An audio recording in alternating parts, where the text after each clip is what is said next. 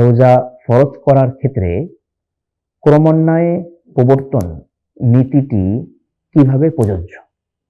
সহজে যদি আমরা প্রশ্নটি বলি তাহলে সেটি হচ্ছে, আল্লাহ সুবহানাহু ওয়া তাআলা আমাদের উপরে যেই রোজা ফরজ করেছেন, রমজানের সিয়ামকে আবশ্যক করেছেন, এই সিয়ামকে আবশ্যক করার ক্ষেত্রে তিনি কোন ক্রম, কোন ধারাবাহিকতা আমাদের সামনে তুলে ধরেছেন?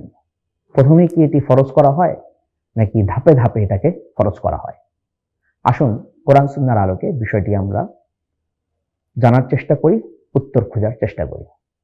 রাসূল করিম সাল্লাল্লাহু আলাইহি ওয়াসাল্লাম এর নবুয়তের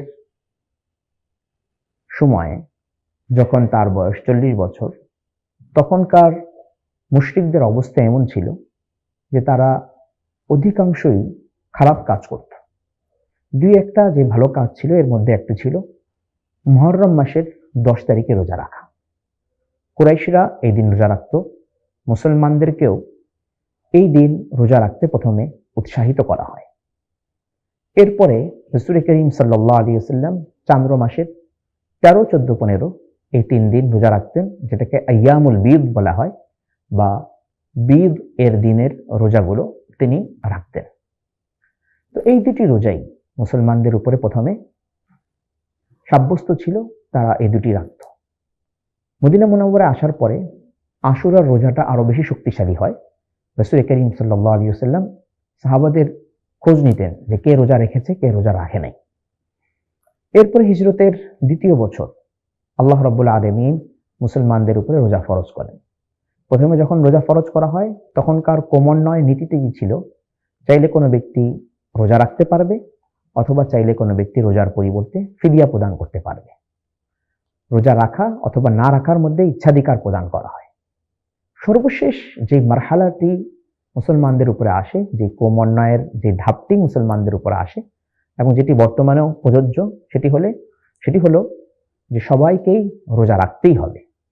সুস্থ সাবালক মুসলিম প্রতিটি ব্যক্তিকে রোজা রাখতে হবে, দ্বিতীয় কোনো অপশন নেই। এরপরে সাথে সাথে এতটুকু ছাড় দেওয়া হয়েছে, বয়োবৃদ্ধ কোনো ব্যক্তি যার রোজা রাখতেই পারবে না, যার আর ফিরে আসার কোনো সুযোগ নেই, মৃত্যু পথের অভিযাত্রী, যে সে ওযরের কারণে এখন চাইলে রোজা রাখতে পারে, অথবা অভিজ্ঞ কোনো মুসলিম ডাক্তার যদি তাকে বলেন, তাহলে ফিদিয়া প্রদান করার মাধ্যমে রোজা ছাড়তেও পারে। বর্তমানে এইভাবেই মুসলমানদের উপরে রোজাটি বিধিবদ্ধ আছে। আসুন সুপ্রিয় দর্শক, আমরা নিয়মতান্ত্রিকভাবে রোজা রাখার চেষ্টা করি, আমাদের জীবনে সিয়ামের শিক্ষাকে ধারণ করার চেষ্টা করি। আল্লাহ রাব্বুল আলামিন আমাদেরকে তৌফিক দান করেন। আসসালামু আলাইকুম ওয়া রাহমাতুল্লাহি ওয়া বারাকাতুহু।